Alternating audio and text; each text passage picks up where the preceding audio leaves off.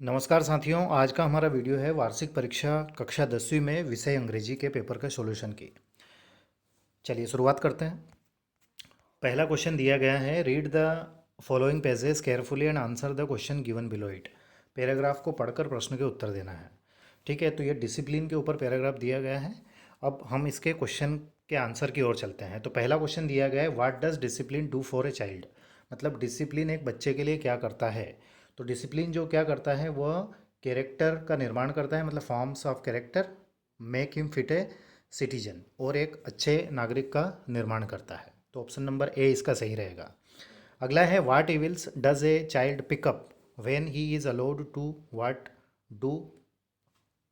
फिर से रिपीट कर रहा हूँ, what evils does a child pick up, मतलब कौन सी बुराई को बच्चा ग्रहण करता है या ले लेता है। When he allowed to do what he likes, जो उसे पसंद है उसे करने के लिए। तो इसमें ऑप्शन नंबर बी इसका सही होगा। अगला क्वेश्चन है, व्हाट आर गुड हैबिट्स। अच्छी आदतें क्या हैं। तो अच्छी आदत यह है, avoid things that are injurious. ठीक है, मतलब उन चीज़ों को अवॉइड करना चाहिए जो कि इंजरियस हो। अगला है, गिव ए सुटेबल टाइटल। इसके लिए सुटेबल टाइटल क्या होना चाहिए, तो वो होगा importance of discipline. Option number A इसका सही रहेगा। What does spoiled mean. Spoiled का क्या अर्थ है, तो स्पॉइल्ड का अर्थ होता है बर्बाद कर देना, नष्ट कर देना। तो डिस्ट्रॉयड यहाँ पर इसका ऑप्शन नंबर बी सही रहेगा। क्वेश्चन नंबर 2 है, read the following pages carefully and answer the questions given below it. Paragraph को पढ़कर प्रश्न के उत्तर देना है। तो पैराग्राफ को जब आप पढ़ोगे, आई मीन आपने पढ़ा होगा, तो ये गार्बेज मीन्स कूड़े कचरे के ऊपर दिया गया है। ठीक है, तो चलिए शुरुआत करते हैं। पहला क्वेश्चन है, the main source of garbage in present condition. Main source मतलब प्रमुख स्रोत। कचरे का प्रमुख स्रोत क्या है, तो यहाँ पर दिया गया है हाउस होल्ड थिंग्स। मतलब हाउस होल्ड थिंग्स का अर्थ होता है घर में उपयोग की जाने वाली वस्तुएं, उनसे ही हम ज़्यादा कचरा इकट्ठा होता है, इकट्ठा करते हैं। Leaves can enrich fertility. Fertility का अर्थ होता है उत्पादन क्षमता, माफ़ कीजिएगा, उत्पादन क्षमता है ना, फर्टिलिटी। तो पत्तियाँ जो होती हैं वह भूमि की उत्पादन क्षमता को बढ़ाती हैं। सॉइल मीन्स मिट्टी होता है। The noun form of word recycled. Recycled की नाउन फॉर्म लिखना है, तो ये होगी रिसाइकलिंग। ऑप्शन नंबर बी इसका सही रहेगा। अगला है, give the meaning of the word nearest. Nearest का सिनोनिम बताना है ना, तो वो होता है, देखो, नियरेस्ट मतलब सबसे नज़दीक, क्लोजेस्ट मतलब सबसे पास में। तो ऑप्शन नंबर ए इसका सही रहेगा। अब देखिए, वर्ड यहाँ पर दिया गया है नियरेस्ट, मतलब सुपरलेटिव डिग्री दी गई है, तो हम सुपरलेटिव डिग्री को ही लगाएंगे, है ना। क्लोजेस्ट सुपरलेटिव डिग्री और नियरेस्ट भी है। अगला है, garbage can be reused. Reused का अर्थ होता है फिर से उपयोग करना। गार्बेज मतलब कूड़ा कचरा, कूड़े कचरे का हम फिर से उपयोग कर सकते हैं, क्या करके, उसको रिसाइकल करके। अब रिसाइकल क्या होता है, मतलब जैसे कोई सी वस्तु हमने फेंक दी, है ना, तो या फेंक दिया, उपयोग कर ली, माफ़ कीजिएगा, तो उसका फिर से हम रिसाइकलिंग करके उसका उपयोग कर सकते हैं उसको। ठीक है, अब सेक्शन बी की ओर चलते हैं। तो सेक्शन बी में पहला पैराग्राफ दिया गया है, read the pages carefully and answer the following question. Paragraph को पढ़कर प्रश्न के उत्तर देना है। तो यहाँ पर वो आपसे बोल रहे हैं कि on the basis of your reading of the above pages make note on it using abbreviation if needed. मतलब एब्रीविएशन की यदि आवश्यकता हो तो उसका उपयोग करके नोट मेकिंग करना है। अब एब्रीविएशन क्या होता है ना, और किस प्रकार से किया जाता है, तो इसके लिए तो हम ऑलरेडी पहले वीडियोस बना ही चुके थे। और दूसरा दिया गया है, गिव ए सुटेबल टाइटल। इसका सुटेबल टाइटल क्या है, तो इसका सुटेबल टाइटल जो है गेम्स एंड स्पोर्ट्स। एक तो ये टाइटल आपने लिखा हो तो सही है, या फिर importance of games and sports, तो भी आपका आंसर जो है वो सही रहेगा, है ना, या फिर important part of education games and sports. Okay, चलिए अब क्वेश्चन नंबर 4 की ओर चलते हैं। तो you are Naveen Sharma studying in government higher secondary school Rewa, write an application to your principal issuing books. Issuing books के लिए एप्लीकेशन लिखना था, है ना। दूसरा है, पिता को पत्र लिखना था, और उसमें आपको ये बताना था कि आपका जो अध्ययन है, पढ़ाई कैसी चल रही है। क्वेश्चन नंबर 5 में यहाँ पर ऐसे दिया गया है वंडर ऑफ साइंस का, जो कि आई होप कि आपने सभी ने बहुत अच्छे से ही लिखा होगा। और आगे बढ़ते हैं। तो ये विजुअल के ऊपर, मतलब पिक्चर विजुअल के ऊपर आपको एक कंपोजिशन करना था। ताजमहल का चित्र दिया गया है, तो इजीली आपने लिख ही दिया होगा, है ना। अब हम बात करते हैं सेक्शन सी की। जिसमें कि फिल इन द ब्लैंक्स दिए गए हैं। तो जैसे पहला है वी रिक्त स्थान टू सर्वाइव आवर नेशन, तो यहाँ पर टू आया है और टू, ठीक है, ये ओब्लिगेशन के लिए यूज़ होता है। तो टू ऑलरेडी दिया गया है, तो इसके बेसिस पे हम यहाँ क्या लगाएंगे, ओट लगाएंगे। अगला क्वेश्चन है आई कम इन क्लासरूम सर, तो ये जब हम परमिशन लेते हैं तो उसमें हम मे का यूज़ करते हैं। जैसे हम क्लास में जाते हैं तो बोलते हैं ना मे आई कम इन सर, तो मे का यूज़ होगा। अगला है दे फुटबॉल इन द इवनिंग, तो इन द इवनिंग, अब ये प्रेजेंट इंडेफिनेट का है और प्रेजेंट इंडेफिनेट में वर्ब की फर्स्ट फॉर्म का यूज़ होता है, तो प्ले यहाँ पर सही आंसर रहेगा। अगला है आई हैव बीन हियर रिक्त स्थान मंडे, तो यहाँ पर आएगा सिंस। क्यों आएगा, क्योंकि मंडे जो है ये पॉइंट ऑफ टाइम है और पॉइंट ऑफ टाइम के लिए हम सिंस का यूज़ करते हैं, ठीक है, और पीरियड ऑफ टाइम के लिए फॉर का, तो यहाँ पर सिंस आएगा। अगला क्वेश्चन है I am not afraid death, मैं मौत से नहीं डरता, तो यहाँ पर आएगा ऑफ। ओके, ये डबल देखो लॉजिक हम ऐसे भी लगा सकते हैं कि यहाँ पर ऑफ और दो बार दो दिए गए हैं, तो ये ऑफ जो है इसका अर्थ होता है से दूर होना, और ये जो ऑफ है इसका अर्थ होता है, यह प्रिपोजिशन है ना, संबंध बताता है नाउन का और ऑब्जेक्ट के बीच में। अगला क्वेश्चन है लुक यू लीप, लीप का अर्थ होता है छलांग मारना या कूदना, तो छलांग मारने से पहले देखें, ये सोचें, मतलब आप कहाँ पर कूद रहे हैं उसको देखना है, तो बिफोर आएगा, बिफोर का अर्थ होता है पहले। अगला है ही हैज़ 1 रुपी नोट, अब ए एन द में से किसी एक का यूज़ करना है, तो ये वन जो लिखा हुआ है मतलब रिक्त स्थान के बाद में जो सबसे पहला शब्द या नाउन आता है उसके उच्चारण को देखते हैं, तो इसका उच्चारण हो रहा है वन, और वह जो है वो हिंदी वर्णमाला का व्यंजन है। तो जब किसी शब्द के उच्चारण की शुरुआत हिंदी वर्णमाला के व्यंजन से हो तो हम वहाँ पर ए का यूज़ करते हैं। क्या करते हैं, A will be the right answer. अगला क्वेश्चन दिया गया है, क्वेश्चन नंबर 8वां है they did their work make negative. देखिए इसका सबसे सरल तरीका ये है कि जब भी कोई ऐसा सेंटेंस आए जिसमें डू डिड या डज दिया जाए और उसको नेगेटिव करना हो, तो जहाँ पर डू डिड या डज दिया गया है उसके आगे आपको नॉट डू लगा देना है, और बाकी पूरा आंसर ऐसा कैसा ही। तो यहाँ पर आंसर होगा they did not do their work.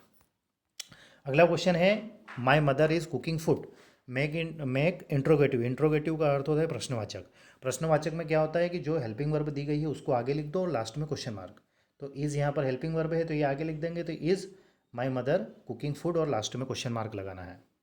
अगला क्वेश्चन दिया गया है swimming is a good exercise, ठीक है, तो इसको करना है री right the sentence beginning with it.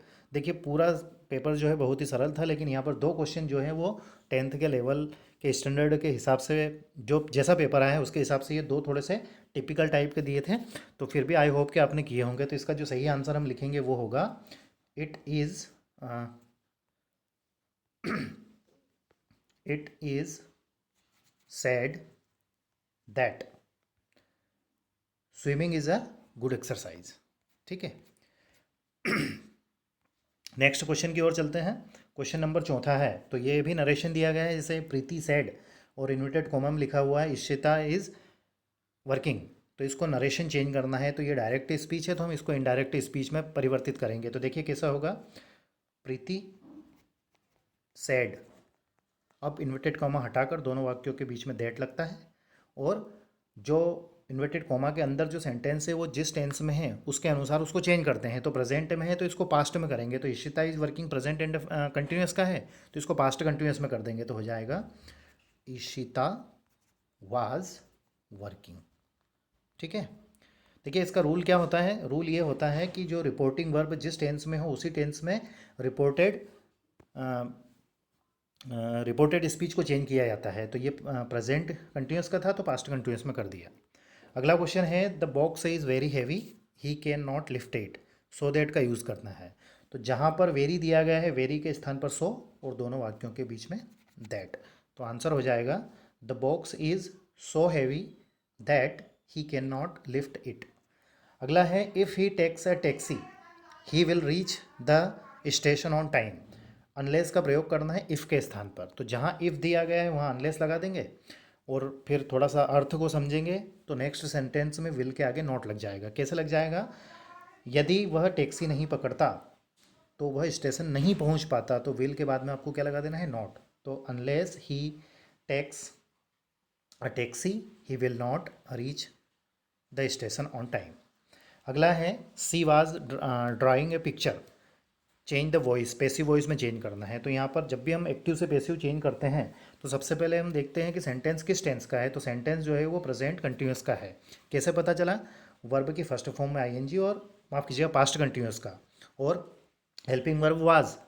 तो पास्ट कंटिन्यूस का है तो पास्ट कंटिन्यूस की ही हेल्पिंग वर्ब का यूज़ करेंगे, और हेल्पिंग वर्ब के बाद में B E I N G, being का प्रयोग करेंगे। उसके बाद में सेंटेंस में ऑब्जेक्ट, वर्ब और सब्जेक्ट फाइंड आउट करेंगे। तो यहाँ पर अ पिक्चर ऑब्जेक्ट है, ड्राइंग वर्ब है, और सी जो है सब्जेक्ट है। तो यहाँ पर इसका आंसर हो जाएगा, ऑब्जेक्ट को सब्जेक्ट के स्थान पर लेके जाएंगे तो a picture was being drawn, और वर्ब की थर्ड फॉर्म, तो ड्रा की थर्ड फॉर्म होती है ड्रॉन बाय हर। अब सेक्शन डी में हम ऑब्जेक्टिव टाइप क्वेश्चन की ओर चलते हैं। तो जैसे Lencho wrote a letter to, मतलब लेंचो ने पत्र किसको लिखा था? तो लेंचो ने पत्र लिखा था भगवान को, गॉड को, अ लेटर टू गॉड। तो ऑप्शन नंबर बी इसका सही रहेगा। अगला है how many brothers did young seagull have, young seagull के कितने भाई थे? तो दो भाई थे। ऑप्शन नंबर बी इसका सही रहेगा। Who was with the young seagull on the ledge, ledge पर यंग सीगल के साथ में कौन था? तो यंग सीगल के साथ में कोई नहीं था, उसके माता पिता भाई बहन तो पहले ही उड़ गए थे, तो लेज पर वो अकेला था, ही वॉज अलोन। अगला है the women in the control centre looked at the narrator, the black aeroplane हमने पढ़ा हुआ है। तो उसमें वो कंट्रोल सेंटर में जो महिला बैठी हुई तो वो अजीब तरीके से उसकी ओर देख रही थी। तो ऑप्शन नंबर बी इसका सही रहेगा, स्ट्रेंजली।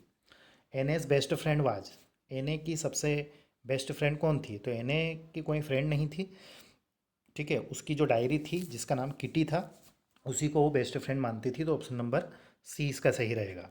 अगला है bread, bread making is popular, bread making कहाँ पर पॉपुलर थी? तो गोवा में थी, ठीक है। अब अगला क्वेश्चन नंबर 10वां दिया गया है, जिसमें read the extract carefully and answer the questions given below it. Extract को पढ़कर प्रश्न के उत्तर देना है। एक्सट्रैक्ट वह होता है, मतलब वह पैराग्राफ होता है जो हमारी पाठ्य पुस्तक से लिया गया है।